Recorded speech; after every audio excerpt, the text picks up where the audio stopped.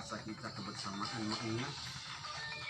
Saya sedikit juga ingin menambahkan dulu dan terkait dengan ma'iyah. Ini kenapa saya harus sampaikan ma'iyah ini, karena yang namanya, tapi ini menurut ulasan saya, karena materi kita mewukufkan haji. Ma'iyah itu bahasa Arab sebetulnya itu transfer dari kata ma'a.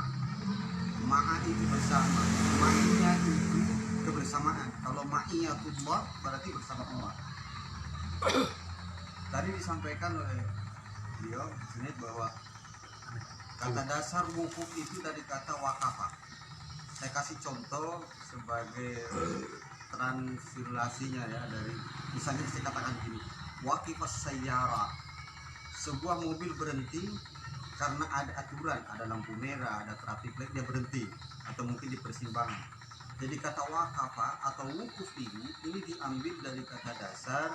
Semua ulasan tadi semuanya benar, semua dari Mahalili atau siapapun semua benar, terutama konseptornya itu udah benar semua kata terjemahan wukuf ini benar. Cuma saya ingin nambahkan, kalau dalam hadisnya At-Tirmizi ya, dari apa namanya sahihnya Tirmizi, wukuf itu berarti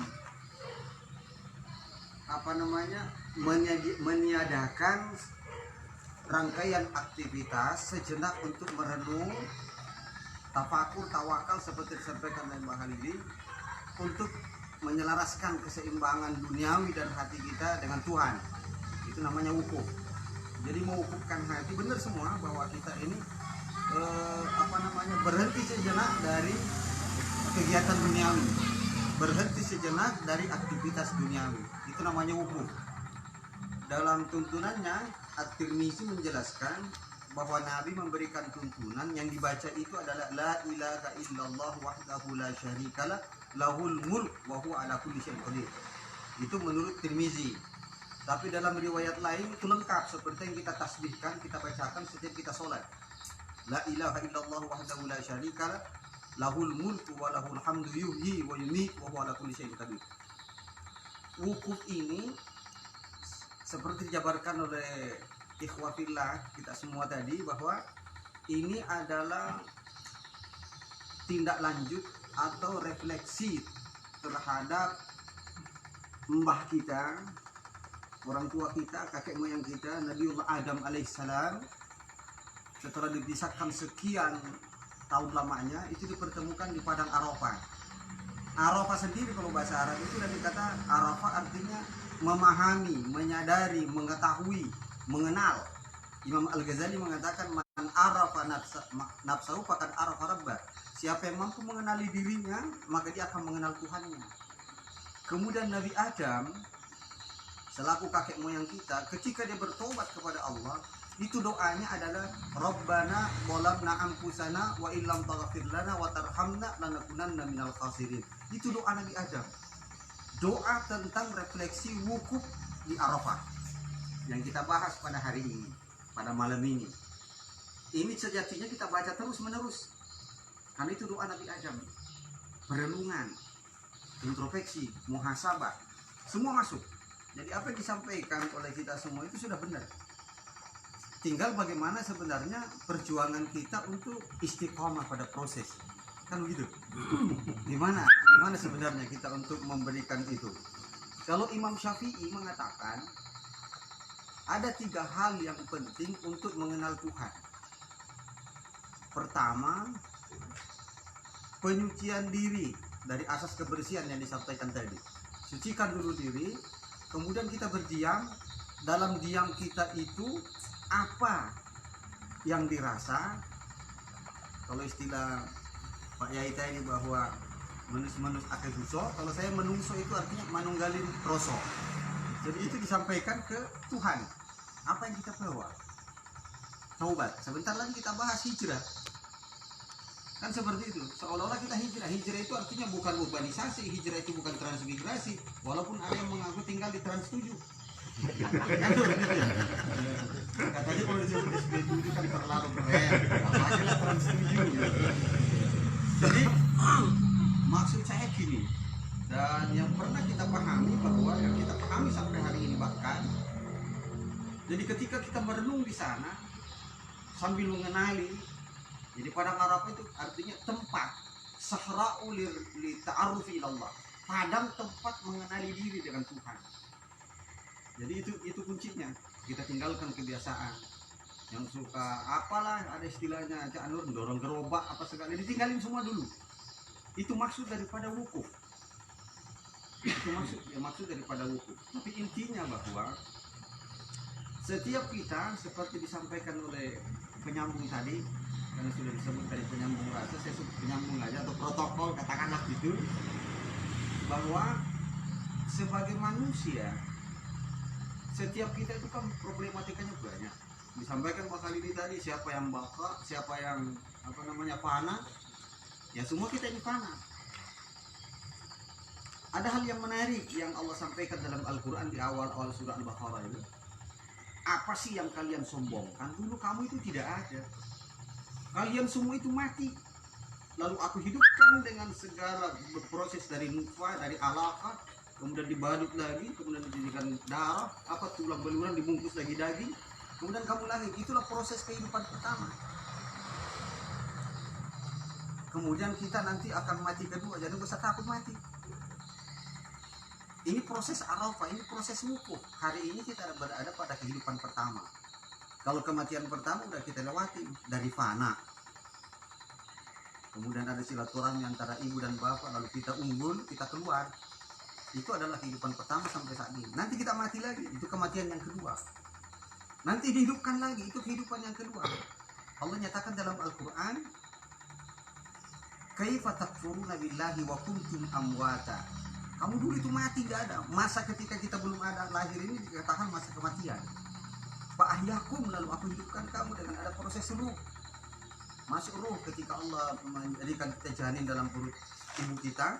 Alastu birabbikum qalu bala syahidna. Ini yang dituntut oleh Allah sehingga kita harus mewukufkan hati. Seperti itu. Jadi wukuf ini seperti disampaikan Haji Nur Hamzah tadi, bahwa kalau wukuf sejatinya itu kan berhenti. Berarti berhenti itu detak jantung. Berarti mojar. Kan mati. Tapi memang kita harus bersiap ke sana. Wukuf artinya merenung, merefleksi, ikra. Kan begitu. Nabi sudah memberikan contoh. Cuma bahasa wukuf itu belum setenar sekarang. Karena sekarang ini setiap tahun kan tenar dibahas tentang wukuf itu. Rasul pernah tinggal di Gawar Hira, di dalam gua Hira sekian malam. Itu termasuk kategori wukuf. Wukuf dalam arti mewakafkan diri, mewakafkan segala apa yang kita lakukan, pokoknya ikhlas kepada Allah. Tadi juga Haji Nur Hamzah menyampaikan bahwa ada hadis qudsi berbunyi, man lam yashkur bi ni'mati, siapa yang tidak syukur dengan nikmatku, walam yasbir bi bala'i, tidak sabar dengan segala cobaanku, walam yarda bi qada'i, dan tidak ridho dengan ketetapanku, falyatlub rabban siwaya, maka hendaklah mencari Tuhan selain aku, wal yakhut tahta sama'i, dan keluar dari kolong langitku. Wah, ini bocor gitu ya. Allah yang ngusir gitu. Ada tadi yang tinggal di pondok mertua itu. Kalau ada di rumah pondok mertua indah, ya enak tenang, gratis. Malah dapat bidadari dunia, ya kan, luar biasa. Tapi intinya tidak usah terlalu berlarut, bahwa mewukufkan hati, terlepas itu dari sebuah perjalanan karena ada kaitannya dengan masalah haji, artinya kita menerima segala ketetapan Tuhan dan pasrah kepada Allah. Itu namanya memberhentikan hati sejenak. Itu kata kuncinya. Kalau passwordnya, Allah kan memberikan penegasan. Apa yang kamu inginkan itu sesuai dengan karsamu, sesuai dengan kerjaanmu, sesuai dengan nawaitumu. Nah, kalau kita datang seperti ini lebih bagus. Kita ini laboratorium ilmu. Kita sedang berada di universitas kehidupan. Kalau cuma Lirboyo, kalau cuma Tebira, atau apa namanya di pesantren di Kil 12, Az-Zahra, atau di Hidayatullah, atau kemudian di yang lebih dekat lagi Al Khairat, itu paling bagus adalah pesantren di sini. Ma'iyah itu artinya kebersamaan. Ma'iyatullah berarti bersama dengan Tuhan. Sekali lagi saya simpulkan, mungkin intinya jangan merasa pintar, tapi pintar-pintarlah merasa. Nopo mau tadi bahwa kita tidak boleh tidak boleh merasa alim. Karena kalau merasa alim itu nggak benar. Saya jadi nyambung. Wahyu pertama Rasul terima kan Iqra. Logikanya itu kalau dibilang Iqra nggak pantas. Nabi bukan jebolan pesantren, bukan keluaran universitas ternama, tapi kenapa Jibril melalui wahyu itu disuruh baca Rasul itu Iqra. Iqra itu artinya renungilah, tafakurilah. Kalau ditarik benang merahnya dengan tema yang kita bahas ini, coba wukufkan dulu hatimu, wukufkan dirimu, wakafkan jiwamu, wakafkan segala amalmu. Lalu kemudian Allah mengatakan Iqra bismi rabbikal ladzi khalaq. Bacalah dengan nama Tuhanmu yang menciptakan. Allah itu pencipta, kita adalah makhluk. Allah khalik, kita makhluk. Makanya perlu berhenti sejenak memikirkan itu semua. Kemudian Allah mengatakan dalam ayat yang berikutnya, Iqra wa rabbuka al-akram.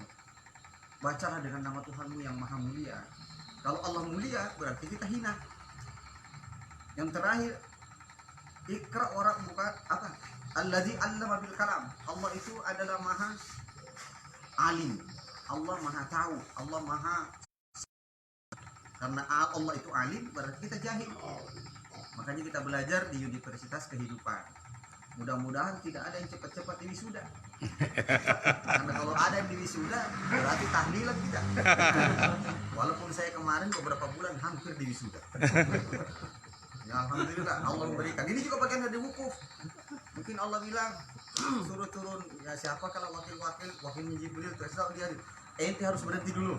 Terlalu sibuk sana sini ngurusin dan macam-macam. Lu harus diwukufkan. Dari segi medis saya juga dikasih contoh oleh medis disuruh diet. Alhamdulillah turun 11 kilo. Alhamdulillah naik sekarang kembali baru 7 orang. Nah, makanya dekat sama tukang jamu, mudah-mudahan saya dikasih jamu bisa tambah gemuk. Tapi kelemuan juga bahaya. Jadi tambah lembu juga bisa bahaya. Di khulasa kesimpulan kalau semua yang disampaikan ini biar Cik Buya merangkumnya. Nah, tugas beliau jadi apa yang disampaikan dari awal semuanya benar. Pesan saya ojo rumongso iso tapi iso rumongso. Jangan merasa pintar tapi pintarlah merasa. Di atas langit ada langit. Dan kita di sini seperti yang disampaikan oleh Najibur Hamzah tadi, tidak ada guru.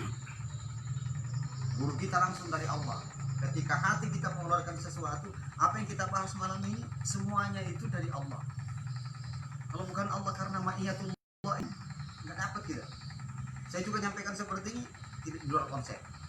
Semua itu berpulang dari ilhamnya Allah, dari petunjuknya Allah, dari hidayahnya Allah. Karena niat kita ke depannya adalah bagaimana tidak saja untuk keluarga kita, tapi orang-orang di sekitar kita. Barang siapa kata Nabi yang ingin selamat, maka pelihara 2 hal.